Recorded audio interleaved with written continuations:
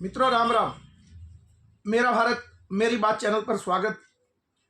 आज के इस अंक में हम बात करेंगे बिहार विधानसभा चुनाव को लेकर, क्योंकि बिहार विधानसभा का चुनाव घोषणा भी हो गई है और उसके बाद नॉमिनेशन भी शुरू हो गए, लेकिन अभी गठबंधन जो है उनकी सीटें फाइनल नहीं हुई थी। लेकिन एनडीए की कुछ सीटें आपस में बंटवारा हो गया कि 101 सीट पर भाजपा और जेडीयू और 29 सीट पर पासवान की पार्टी और 6 सीटें हम पार्टी और उपेंद्र कुशवाहा की आरएलएसपी।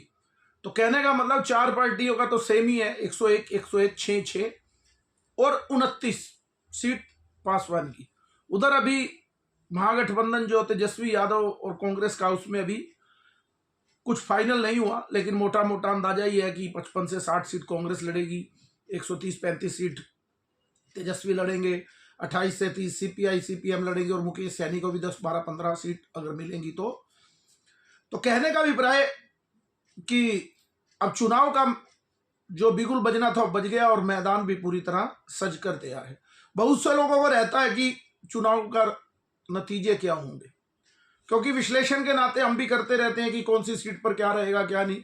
अभी बिहार में भी कोई जाना भी नहीं हुआ और उस ढंग से अभी कोई ज़्यादा बातचीत नहीं हुई, लेकिन पेपर वर्क पे कई चीज़ें तय होती हैं कि पिछले चुनाव में क्या रहा, अब क्या होगा, कितनी एंटी इनकम्बेंसी, और कुछ याददाश्त भी रखना पड़ता है कि पिछले चुनाव में क्या माहौल था। क्योंकि मुझे ध्यान है पिछले चुनाव के अंदर कि जो तेजस्वी का तूफान था पूरी तरह, आप फोन करके कहीं भी पूछो, हम गए भी और पूछा भी, जहां भी पूछते थे तो तेजस्वी यादव की बात करते थे। सट्टा बाजार भी तेजस्वी यादव को दिखा रहा था, मुझे ध्यान है उस समय, और जितना टीवी मीडिया भी तेजस्वी यादव का तूफान दिखा रहा था। मुझे ध्यान है शुरू में बराबर की टक्कर दिखा रहे थे मार्केट के अंदर कि 115 दोनों को सीट आएंगी, और ये बाद में धीरे धीरे धीरे करते हुए जो बीजेपी और जेडीयू गठबंधन को लोग 70 से 75 सीट कहने लगे थे, उसमें सट्टा बाजार भी था, और महागठबंधन को 150 सीट देने लगे। लेकिन जिस दिन गिनती हुई उस दिन परिणाम कुछ और निकले। महागठबंधन को 110-11 सीट मिली और 125 जेडीयू और उसके गठबंधन को मिली और 5 एएमआईएम को भी मिल गई। उसका भी लोगों को झटका लगा था, जबकि मैं उस समय, हम लोग वीडियो तो नहीं बनाते, लेकिन जो मिलने वाले, मैंने कहा था इस बार आप देखना कि 5-4 सीटें जरूर जीतेंगे। कौन? ओबीसी।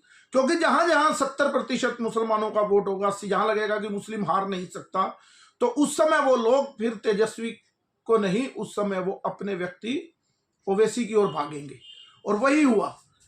आप हैदराबाद में कोई और दूसरा जीत कर दिखा दे, यहां जहां भी 100% 80% जहां लगेगा कि यहां मुस्लिम उम्मीदवार ही जीत सकता है, तो वहां तेजस्वी यादव की बजाय या कहीं भी और हिंदू नेता की बजाय वो मुस्लिम नेता ही चुनाव जीतेगा वहां।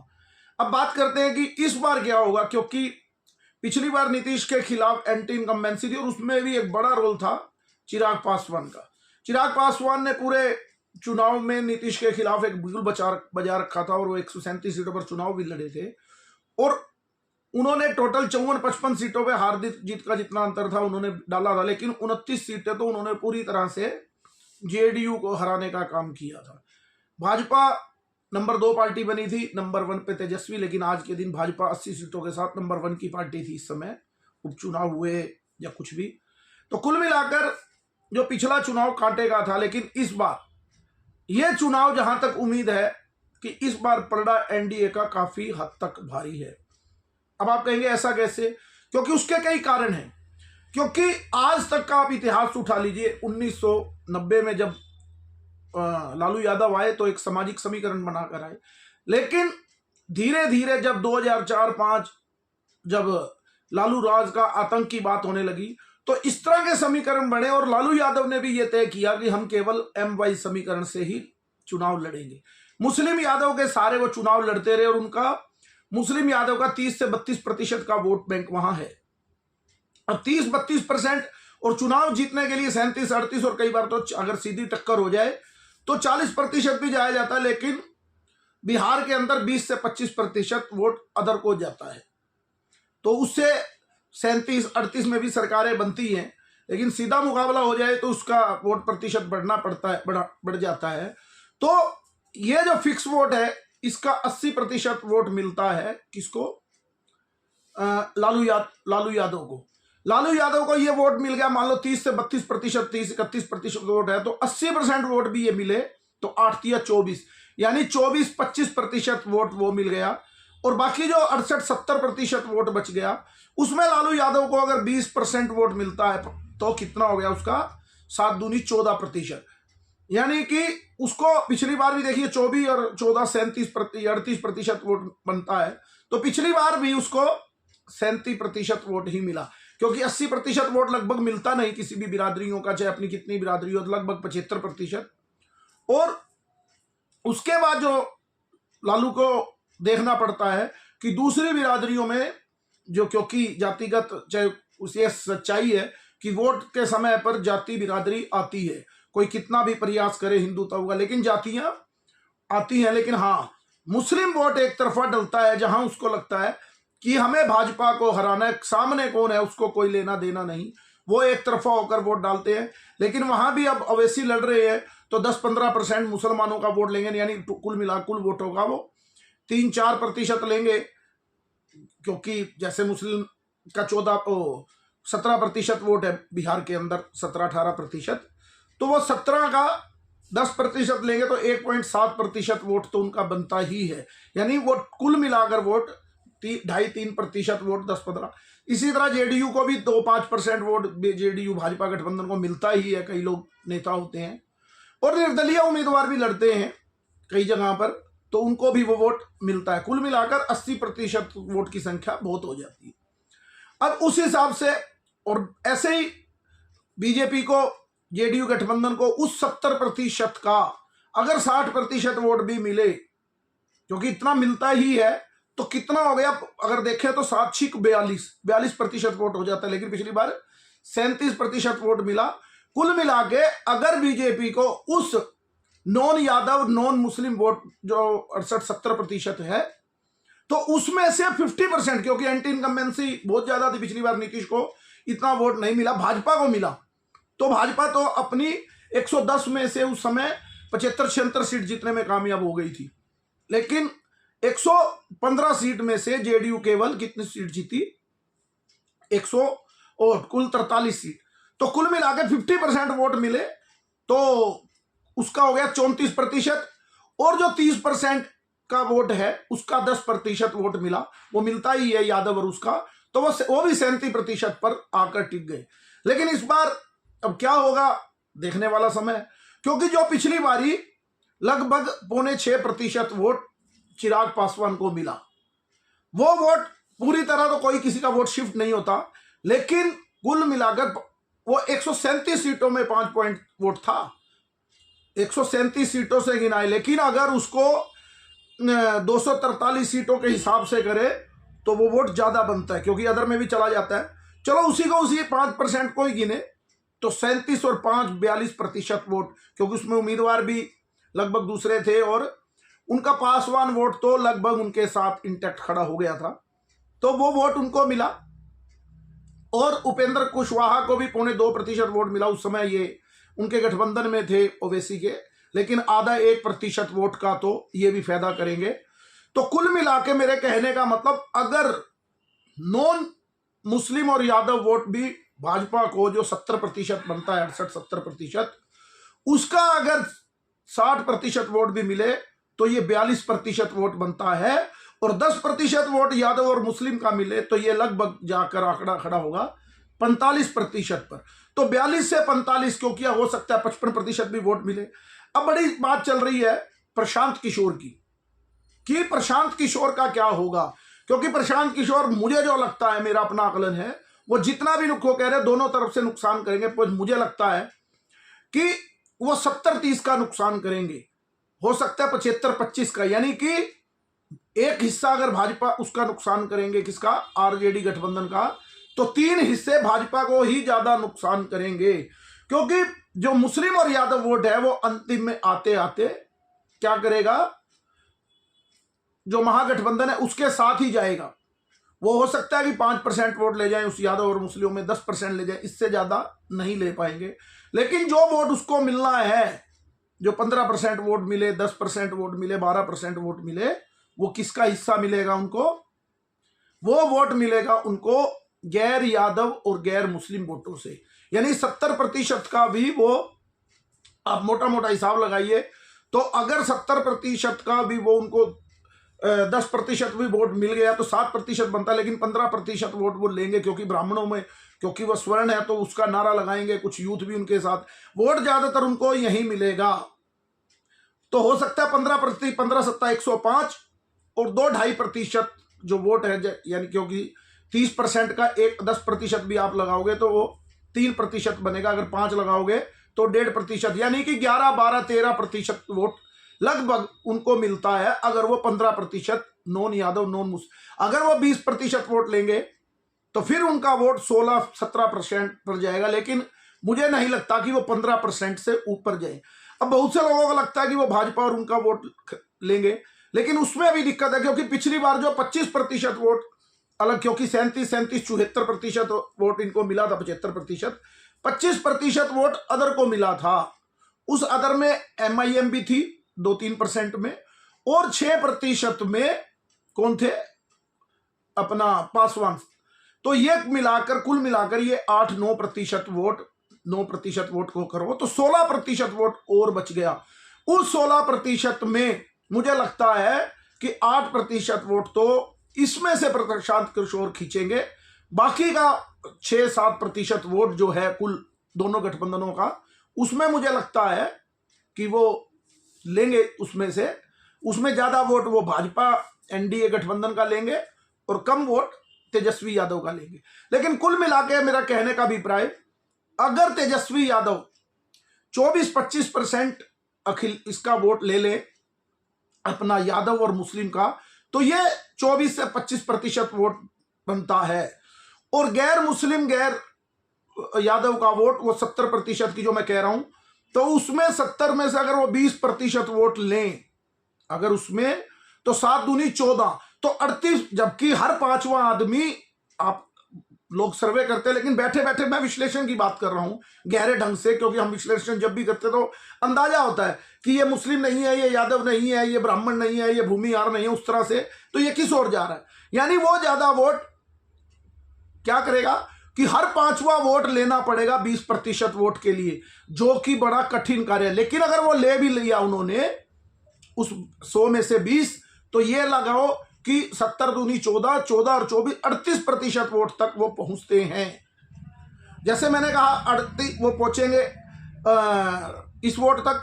लेकिन अब भाजपा अगर 50, बुरी से बुरी स्थिति में भी NDA गठबंधन, बुरी से बुरी स्थिति में, यानी कि गैर मुस्लिम, गैर यादव में अगर भाजपा जाएगी, तो उस 70% में अगर भाजपा को मिले 50% केवल वोट, यानी एक पक्ष में एक विपक्ष में, एक पक्ष में एक विपक्ष में वो वोट मिले, तो भाजपा का हो गया वो 35% वोट, 34-35%।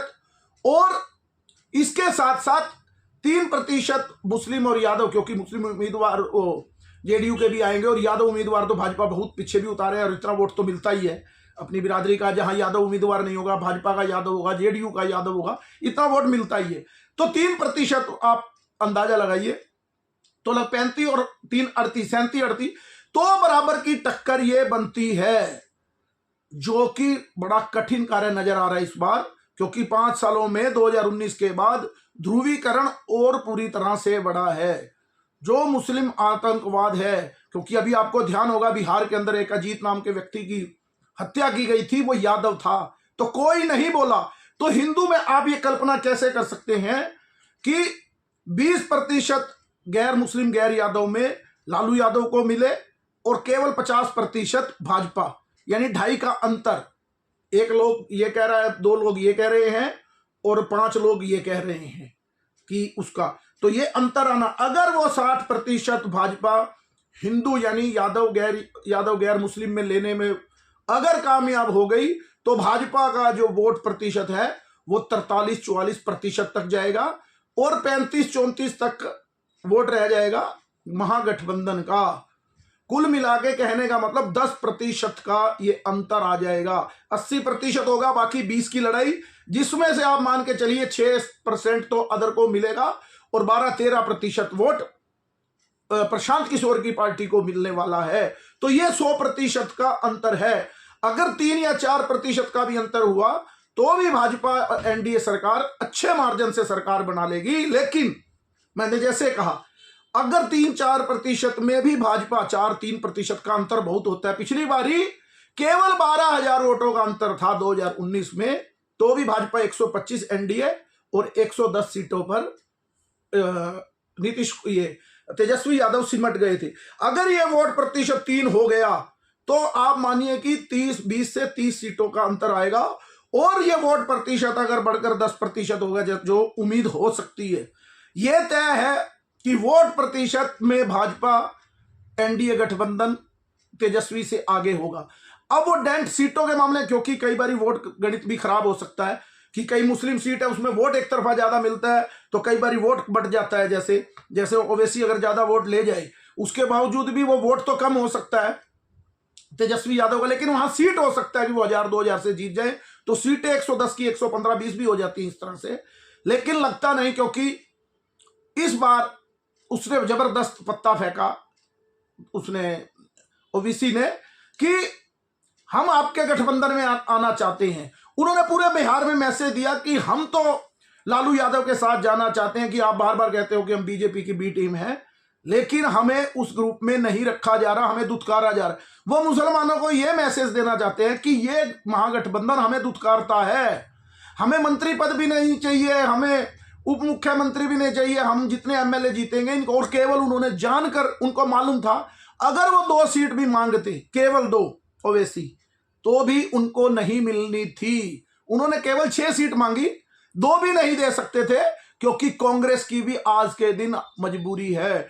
अगर ओवैसी उस ग्रुप में खड़े होके मुसलमान करेंगे तो कांग्रेस किस रास्ते पर जाएगी।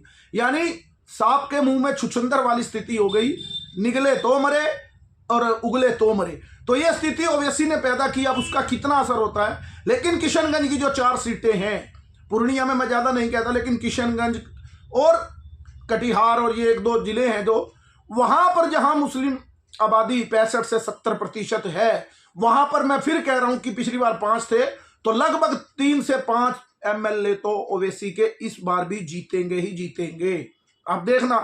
और वो वोटों का कितना डेंट करते हैं वो अलग विषय है।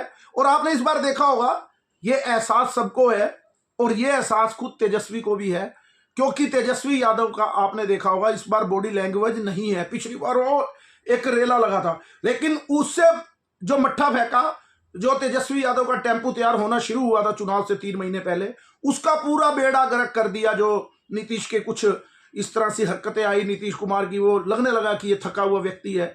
जो वोट चोर की यात्रा इस राहुल गांधी ने निकाली, उसने तेजस्वी का बना बनाया टेम्पो, क्योंकि जब माइंड सेट होता है आप उसको दूसरे ट्रैक पर ले जाओगे तो वो बना बनाया मोमेंटम, राजनीति में ये बड़ा खेल होता है।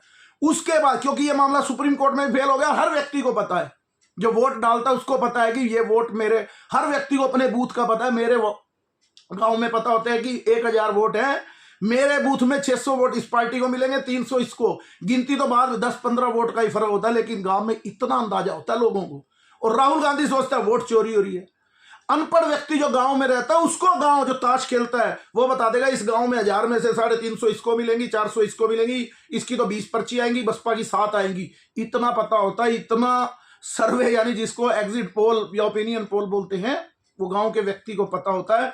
और राहुल गांधी ने इस झूठे नैरेटिव को लेकर बेमतलब का, क्योंकि हार का ठिकरा अपने ऊपर ना फूटे, वो महाराष्ट्र की चुनाव हो, हरियाणा का चुनाव हो, ताकि मैं नहीं आ रहा बेईमानी के लिए, आपने क्या किया, बिहार में ही उस टेम्पू को, जो नीतीश के खिलाफ 20 साल की एंटी इनकम्बेंसी जिस व्यक्ति के खिलाफ हो, और वो आदमी बुजुर्ग हो गया है, उन्होंने कई बार सदन में ऐसी ऐसी हरकतें कर दी कि अब उनके बस का नहीं है।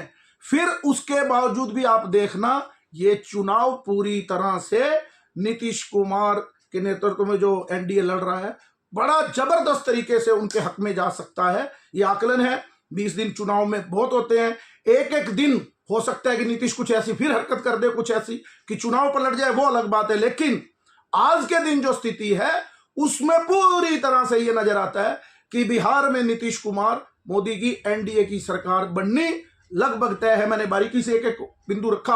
और कोई जानकारी कोई लेना चाहे तो आप कमेंट बॉक्स में कमेंट भी लिख सकते हैं कि किसको कितना वोट, क्योंकि वोट प्रतिशत अपने आप में ही, सीट तो बाद का अंदाजा किसको मिलेंगी वो साइकोलॉजिस्ट अलग बताते हैं, लेकिन वोट प्रतिशत अपने आप में बहुत कुछ है। हम तो हमेशा वोट प्रतिशत का भी अंदाजा लगाते हैं कि दिमाग से कि ये जाति यहाँ है, ये जाति यहाँ है, ये हिंदू है, ये मुस्लिम है, कौन कैसे सोच रहा है।